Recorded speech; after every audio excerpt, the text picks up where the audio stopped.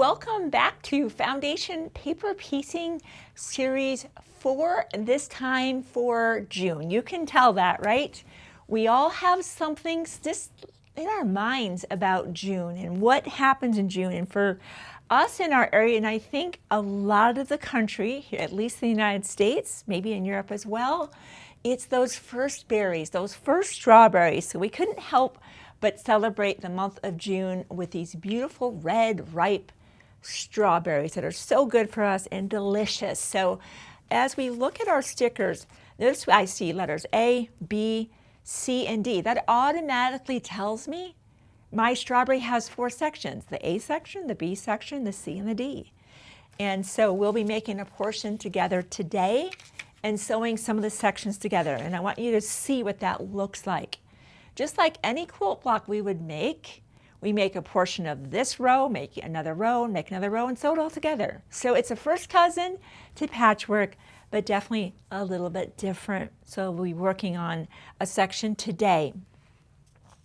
So let's just look at our section D. Actually, is the one that I want to make with you today, because there are some very acute angles on this one that I want to go over with you. Here's the other thing I love about foundation paper piecing. Sometimes when you take a different facet of quilting, especially like machine embroidery, that's a very significant investment. Number one, you need to have a machine capable of doing machine embroidery. That is many thousands of dollars in most instances. You need hoops, you need different patterns because it's software. With foundation paper piecing, the kit to do this, the supplies are very minimal. In fact, let me show you what I grab for when I'm like, okay, it's time to do foundation paper piecing. My first and most important notion, add a quarter. The add a quarter plus, I should say, comes in pink, comes in yellow, pick your favorite. I like the 2-pack. You can get this the 6, you can get just the 12. But I like them both, and you'll see today's project we will use both because there are some angles longer than the 6-inch. This is where the longer 12-inch comes into play. So just grab the 2-pack on that. I love to grab my Microtex Sharp size 70 needles. This is a go-to needle. It's smaller than the normal patchwork needle that I'm using for patchwork. It's very sharp. I'm going to also shorten my stitch length. And I grab for my tweezers. Right? This is what I do, because later on when we're going to remove this paper, those little nooks and crannies I can't get out, those tweezers do it for me, and I grab a glue stick. And if perhaps I'm in a shared environment where I can't get to my iron, we just saw that at Quilt Retreat where there were 4 makers to a table but 1 iron, sometimes people had to wait. This is where the clover roll and press, I'll show that to you today, comes in handy. That's it, right? So I love that it's a very small amount of supplies to do this incredible facet. So let's pretend that we've already cut all of our fabrics out. We've already organized them into our A stack, our B stack, our C stack, and our D stack. When you look at your papers, you're going to cut each of those papers out, roughly cut around them. Don't cut on that outermost line yet. That's later on when we're going to trim everything up. So notice how I've just cut away my section D, and all of my fabrics are now in a stack, D1, D2, D3, and now we're just going to begin a process, and I love that. So let me put this aside, and we're going to begin that process. By the way, this display is from a company called Paisleys and Polka Dots. I found this company, I guess about a year ago now, when I was actually doing some cross stitch and I wanted to display my cross stitch. This is a husband and wife team that create these, and they made this beautiful display for Shabby. I just love that it's just more elegant. I've always displayed things on the Ackfelt hanger, kind of on the wall, right? But if you want something maybe on an entryway table or at your workspace, this is a beautiful option. The bar slides out. There's a hanging sleeve on the back. We've already talked about how to make that hanging sleeve in our very first video of this series. So just wanted to mention that for display. You can always try to tack that up on the wall, but why? Why not, after all this work, display it beautifully? So I just wanted to mention that as well. All right, let's get started on this process. For each section that is unique, section A is unique, B is unique, C and D, right? Or how many ever sections there is on any project you're ever working on. Notice how our papers are not only lettered, but they're numbered. D1, 2, 3, and so on. The very first piece of each section, in this case D1, the only way to get the fabric to be on the back of this paper is to glue it there. So let me show you where we're going, and then we're going to go there together. This is what I'm talking about. This is the alphanumerical side, and notice this is the pretty side of the fabric.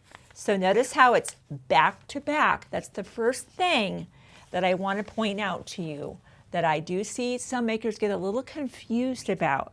They're not clear of whether they are placing the D1 shape on the back of the paper. Some try to even do it on the front. No, this is back of the paper, back of the fabric. And the goal is, and will be, this is a constant, that every single time we put down a new shape, the goal is that D1 is completely covered, as well as 1/4 of an inch around. And you say, how can I tell that right now? It's on the back side of the paper where I can't see. That was probably part of my experience initially when I was just couldn't wrap my brain around how to do this and do it well. I was just, it wasn't right. I was holding it up to the light, and then someone said, why don't you just try a light box? In this case, what we have here is called a light pad, and this is from Daylight, and I'm just going to show you what this does for us. Look at the difference, right? Let me turn this so you can see it. Without the light, I can see it okay. I'm trying to hold it up to the light. But with the light pad, I can absolutely see without question, we have 1/4 of an inch all the way around. Okay, so what I will do once I'm sure I'm in the right spot, this is the Soline glue pen. It comes with a refill. Just on the back of that D1, I'm putting a little bit of a stripe of glue, turning that back on, pressing down. Done, done. You won't use the glue again until you use another section. All right, we put that aside. And we are going to be doing another section, by the way. In fact, I might even do it now. Notice how section C is just that. It's only one piece. That was another point of confusion at retreat. I got that as that question. What if a piece is just one? In this case, then that's all you do. Is you simply, for C1, all I'll do here, put that one aside, and that's a larger section, so I might put a couple pieces, couple bits of glue on there so nothing's moving. But again, back to back, right? Back of the fabric, make sure that's like that. That's it. And then, of course, our next step with a C would be to cut on the outermost line. I don't know why that is at times confusing. One woman thought she was even supposed to sew this. No, it's still just glue. You want to make sure that it's well, because it's a larger piece. Notice I put 3 dabs of glue. So in that instance, if you need to glue within more than one spot, go ahead and do it. And I'll put that aside. We'll use that a little bit later on. Okay, so far here, we have our D1. Now let's look at D1 and D2. They're neighbors. This is where the add 1/4 plus comes into play. The plus, by the way, you might have an add 1/4 at home where it doesn't have the tapered edge. Please send that to the Goodwill or donate that. I saw that actually at retreat where this abrupt edge was the same on both sides, making it very difficult to turn the paper over. Let me show you what I'm talking about. This beautiful tapered edge I place just to the left of the line. I fold my paper very succinctly right over that line. In fact, I'm going to do a better job of that. I'm going to put that just slightly to the left so that that fold is exactly on that line. Okay? Just like this. Let's check it one more time. I see, this is what I'm looking at. I know that I'm folding through these other sections. That's fine. That's not hurting anything. Once we're happy with what we have, turning the outer quarter around, this has a lip to it, has a ledge. Look at this lock in. This is the beginning of trim, sew, press. We're going to trim, all right? Plate, just fold the paper back. Now, time for piece D2. Here's the goal, to place that, be able to simulate sewing, flip it over, and know that we're in the right place. This is, again, where I would grab for my light pad, just kind of keep it right here so hopefully you can see that. And I can just look at that. It's going to be a little easier for all of us. That's a good spot right there. Okay. When you find that sweet spot, I hold that in position here. I'm going to always sew from the side that has the writing. That's another point of confusion I've heard. What sides should I sew from? Because it feels in a way that you should sew on this side. But notice we wouldn't know where to sew. So we're going to flip that over, put a pin in place that's out of the way. Here's where we're sewing. I want you to concentrate on this. We're going to sew on a shortened stitch length of a 1.5. By default, our Bernina is a 2.5. You turn your machine on, it's 2.5. Dial that back to 1.5. I've got my Schmetz size 70 needle in there. That shorter stitch length means more thread in a given distance. It's going to perforate the paper and make it much easier to remove that. We're going to start stitching a few stitches prior to the line, right here. So on the line and stop just after that line, all right? I don't want you to start directly here and stop here. I want you to cross that track. So later on when we come back, this is how we're locking in stitches and nothing's coming apart later on when we're removing paper. So let's head to the sewing machine. I want to sew this with you at least a few times so you catch the rhythm of this. This is the S of trim, sew, press. Notice I'm hand cranking my machine to just be a few stitches before. I'm going to sew directly on the line and stop right after.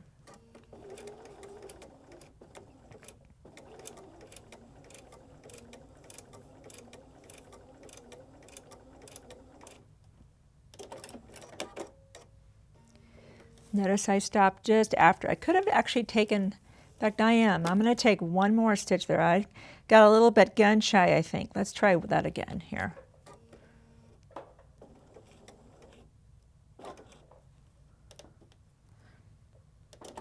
There we go.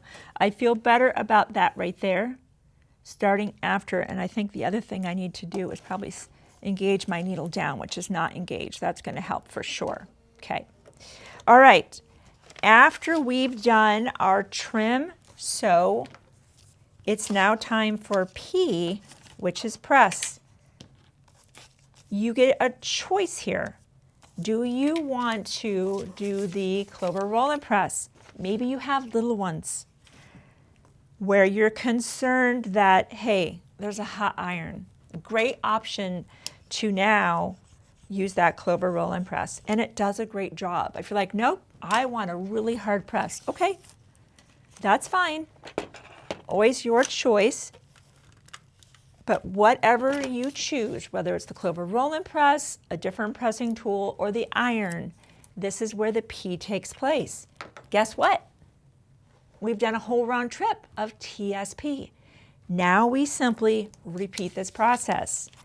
We've sewn between D1 and D2. What happens after D2? D3. Let's turn this. This is the line that joins them. That's the border between the two. Since we sewed just a little before that line, sometimes you might have to rip the paper just a little bit. That's fine. Remember, we're not keeping this paper. It will be removed. Don't be afraid to rip it a little bit right now. I'm going to fold over that. See how we did? I like that fold. I think we did a good job. Once again, I pivot around, lock in, okay, trim. Here comes D3. Let's look at that. Probably going to be this way, right? Not this way. Especially if I kind of take a look and go, oh, maybe actually it might be this way because look how long that shape is. In fact, let me go with my first instinct. Let's see what that would look like. I'll turn this on so you can kind of see what I'm seeing. This was my first instinct.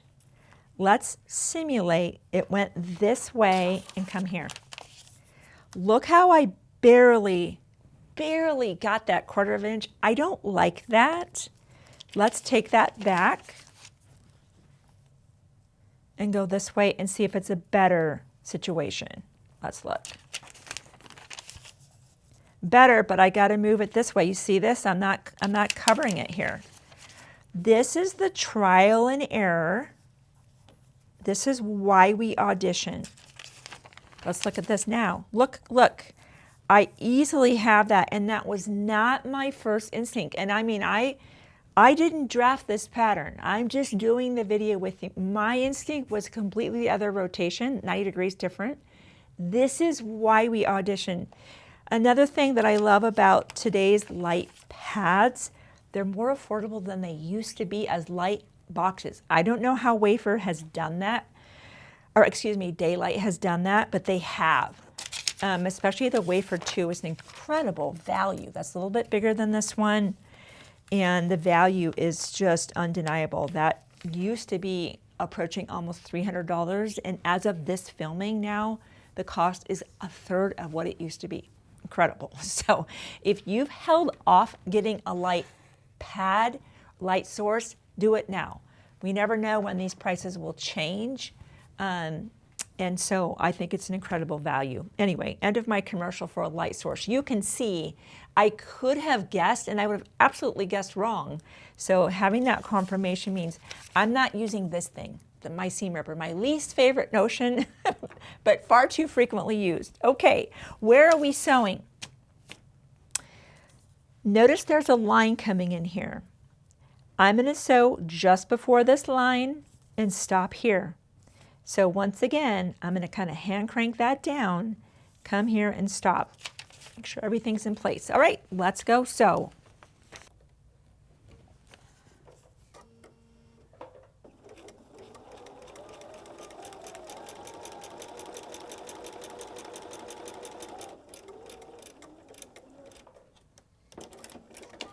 Okay, crossed over. You can see that.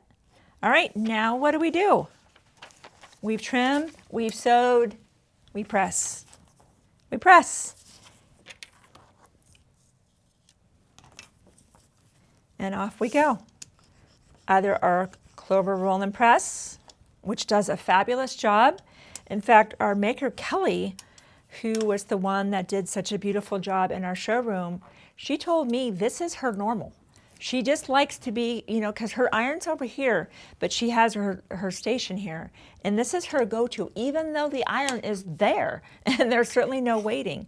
So some people just prefer that. All right, we're going to be using that. Now what happens? After D3, we know it's D4. This is another point of confusion some people have of like, where? D4 has this line, where? Whatever is the lowest neighboring number. So we just did D1, D2, D3, and while there's D4, let's rotate that around. The lowest number neighbor is D1, which is right here. So this is why I'm going through this with more steps, because I've just heard a fresh batch of questions. And if they were asking the questions, we know some of you might have the same questions.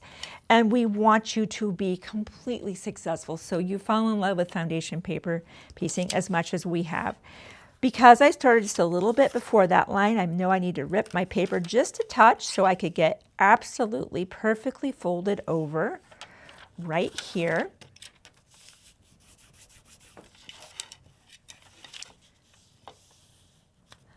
Once again, flip it around. We're going to trim.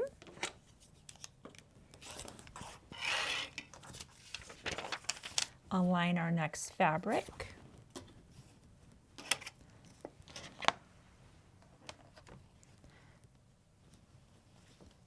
I'm guessing here, but let's find out if that guess was correct. I'm going to scoot it just a little bit this way. I might even rotate it this way again. I want to get that point. Let's do this. Better. Better. Did you see how I had barely come to this point? This is the spot right there. I like that spot.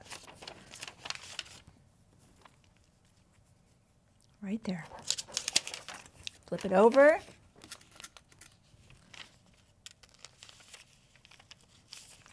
So let's look and see where we're going to sew now. A little before our line, on the line, stop right after.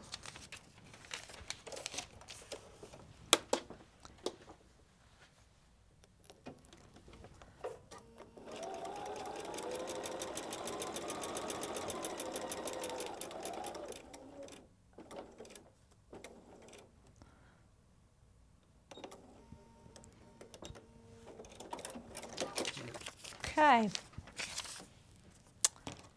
TSP, time to press. Okay.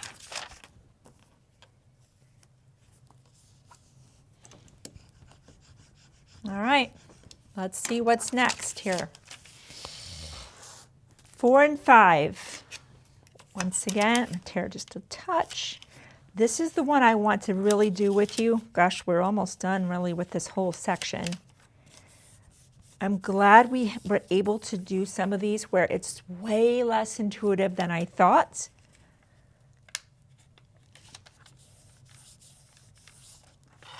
All right, that's a long one, right?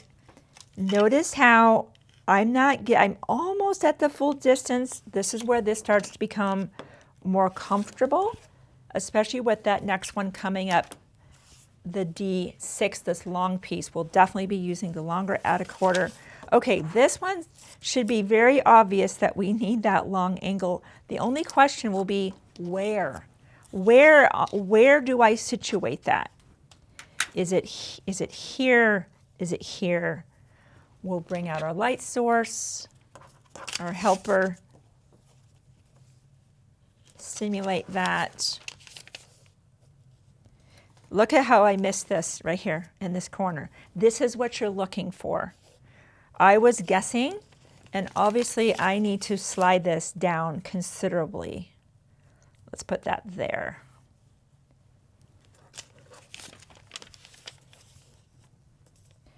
Right there. See how I'm missing it right here? More this way. Wow. Did not expect that.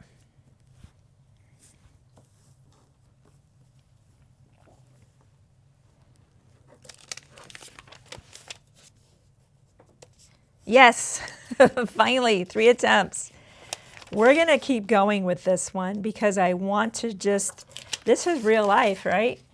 This is not making assumptions. Assumptions end up usually involving a seam ripper, for me anyway. Okay. Before the line, on the line, we'll stop right after.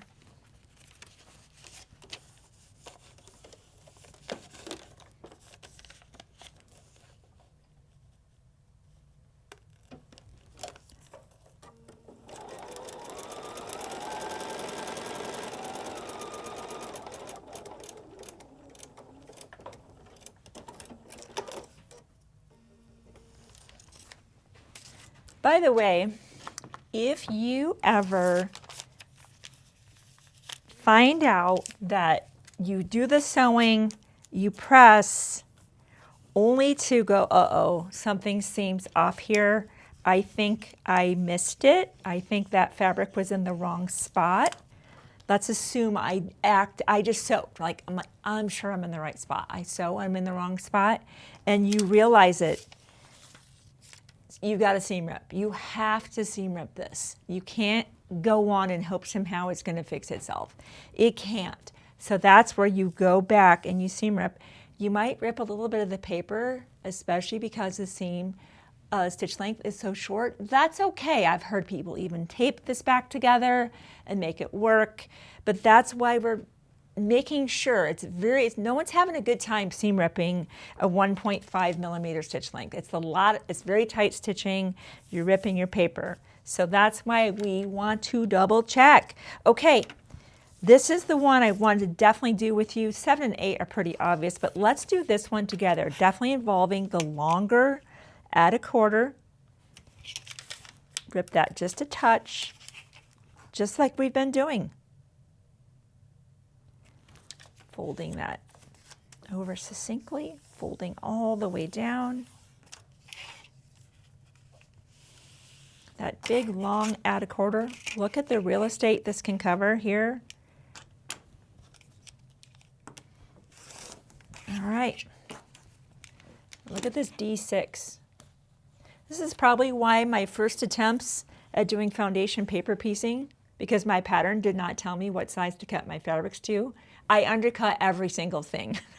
I had no idea how big some of the fabrics needed to be to cover these very obtuse or acute angles, depending on what project you're working on. So that was probably added to my failure in my first attempt at foundation paper piecing.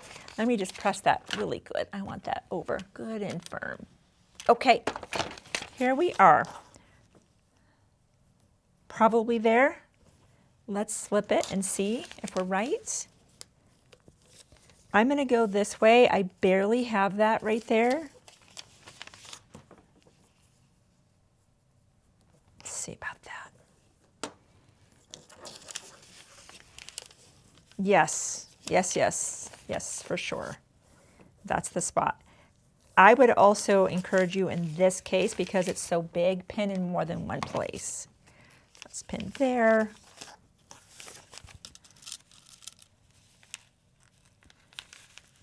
There. Let's pin out here. Okay, we've already sewn this line, so we've sewn between D4 and D5, D5 and D6. We'll start just before the line, and look at this. We get to sew straight off. That's my favorite one so far. Right. Hand crank that to be just a couple stitches before.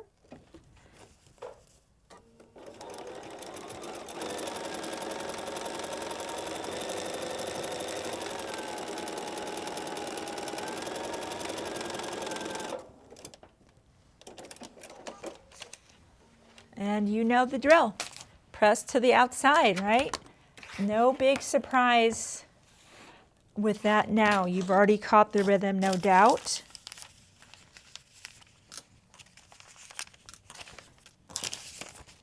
Just doing a nice iron on that one, pressing away.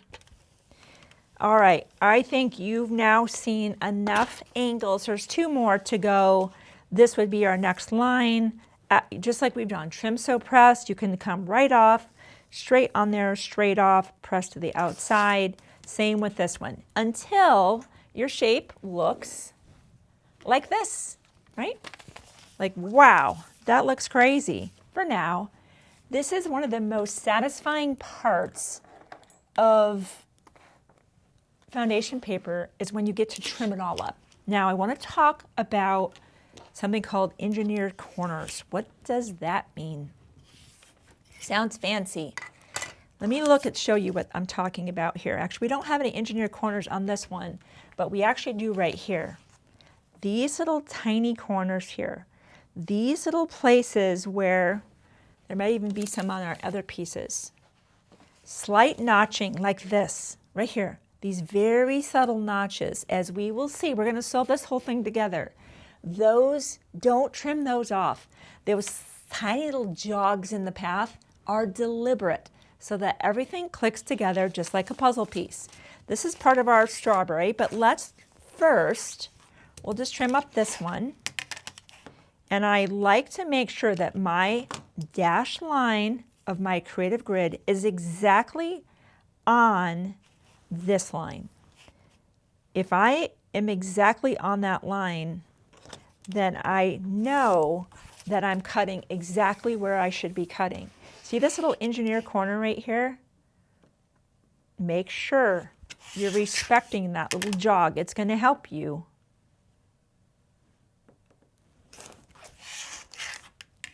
There's another one coming up in that, down in that corner here, right here. Right there.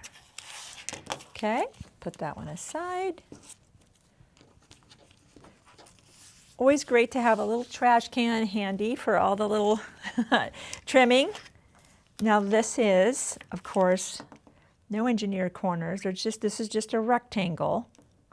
But still, I'm being very intentional about cutting exactly on that outermost line.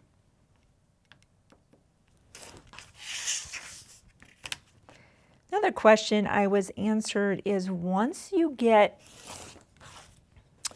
the various sections done, section A, section B, section C, and D, should I take off my papers now? No, because the distance from this edge to this solid line is 1/4 inch. That is going to be such a huge help. Let's see what I'm talking about here. We have our section A, we have our section B, we have our section C, we have our section D. These are giving us information of what goes together. And inside our pattern, it's letting us know, let's look at this. We have our section D, we have our section B, our section A, and our section C. This is what this looks like from the front. It's letting us know the sequence. So section A to section B, okay? On the back, it's letting me know, okay, that's section A, that's section B. That means I'm going to place these right side together, and look how they click together, just like a puzzle. Look at this. Your job, after you trimmed exactly on the line, is to stack these two pieces perfectly, one stacked on top of the other. Pin from the inside. Don't pin out here where you have to remove these pins. We went through a whole pinning lesson at retreat. Many people were not aware of why do we pin here and not out here the way we all learned, so we can keep the pins in. And you should never sew over pins. I still hear people doing that. If you've gotten lucky so far and haven't broken a needle by sewing over a pin, it's just a matter of time. You will. And that could throw your machine out of time. You could get the tip of your needle down in your machine. Oh, just don't do it. Another question, do I keep the shortened stitch length as I join the sections? Yes, here's how to think about this. If paper's involved and you know you're gonna remove it, keep sewing on the shortened stitch length of a 1.5. Okay, so let's go now. I don't need to use my seam guide to get my 1/4 inch. Why? This is my 1/4 inch. So I'm going to come right off the edge, looking right at that place, right there. Here we go.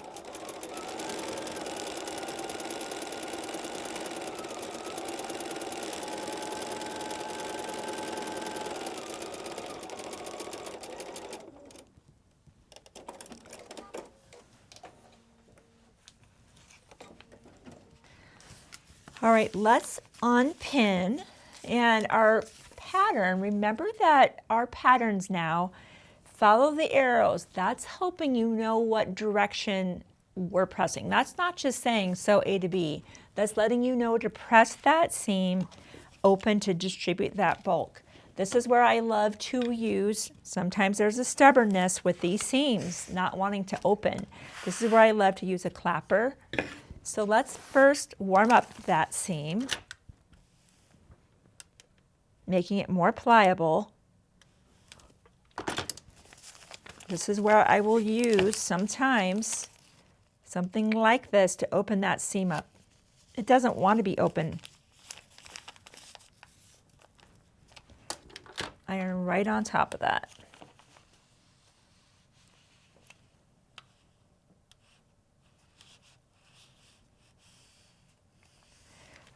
Notice how the other side of this is a clapper. You just press that open, right? Arching over top of this kind of wool structure here. Opens that up. Got my iron in there, good and hot, all the way on the linen setting. Now the clapper is going to force that to be open. Here's something else that we've learned, and actually we didn't start doing it to almost probably series 2 or 3, is to reduce the bulk. We remove the paper in the seam allowance now, but everything else stays on. So you'll see us do this removal right here because it just reduces the bulk. As we start sewing these sections together, it makes it more difficult to remove the paper, sometimes in those seam allowances. And this is why we just kind of like to get in there and do it. Helps the block lay a little bit flatter. Okay. You can see my tweezers help me be more specific where my fingers just don't go.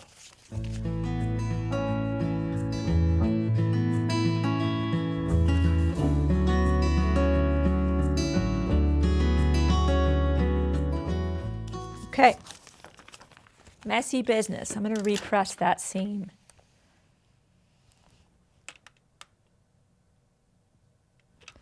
Notice now how much flatter it lays having that paper, right, out of that seam allowance.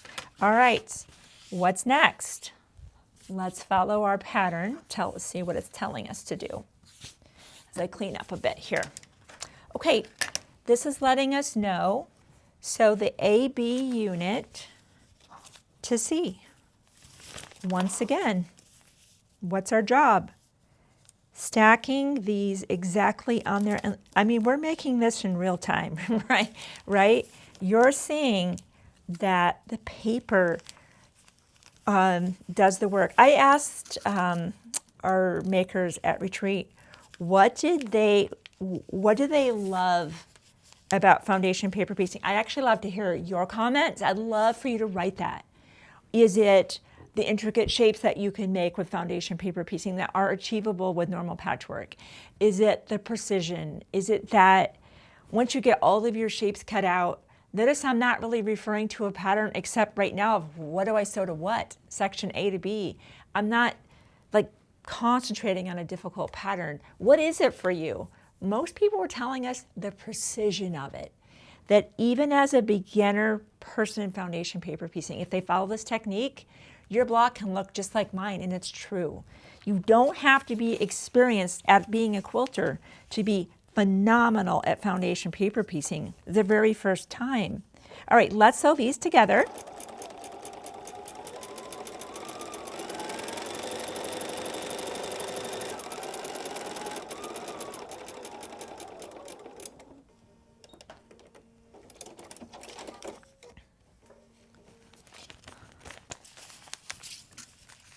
Okay, and it says they want us to press the seam to C. I think that makes sense, and I bet it's going to want to do that anyway. Yep, because there's less bulk going on there. And once again, right, we will be removing that paper. Just to save us time, I'll keep moving, and you can see that our last piece is, of course, going to be here. Stacking right, I've got to do it. Guys, we have to see this block together. We just have to. So we're going to pin here. We know we're going to pin down here. Always pin where it matters, the beginning and the end. These have to come together here. Then everything else in between, so nothing scoots down.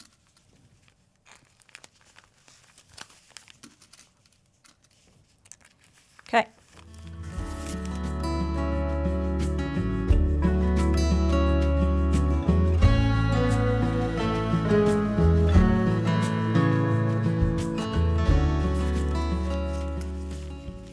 And our instruction is to press this open to evenly distribute that, but let's just take a look. Look at that. Isn't that just, oh. This is again where I would go ahead, warm up the seam, good and hot here.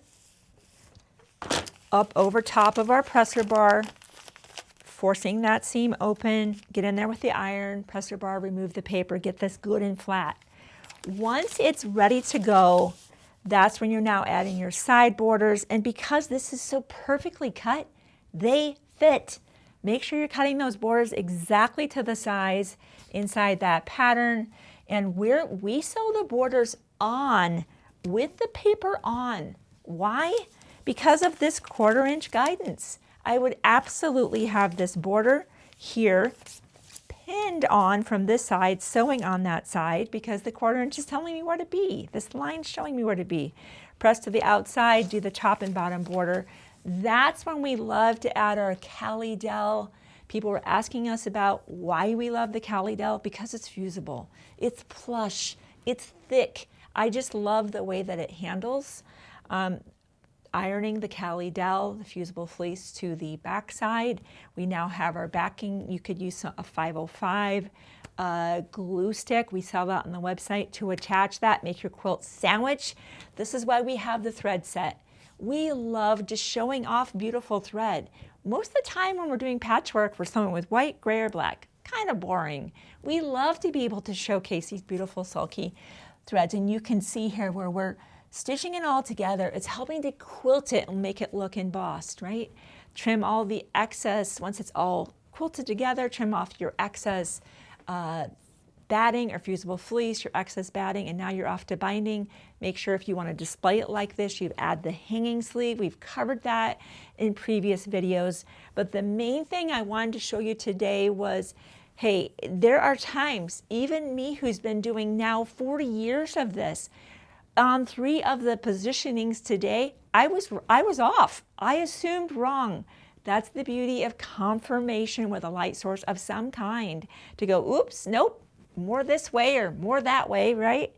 And I think it's just fun, right? A very repeatable, very learnable process, but not at all intuitive, but super fun. So head to the website to pick up your kit, your thread set, any notions you might need. Pick up that Cali Dell and get the rest of the kits in the series. There's nothing like having something amazing to display each month. I look forward to seeing you as we continue Foundation Paper Piecing Series 4 for July.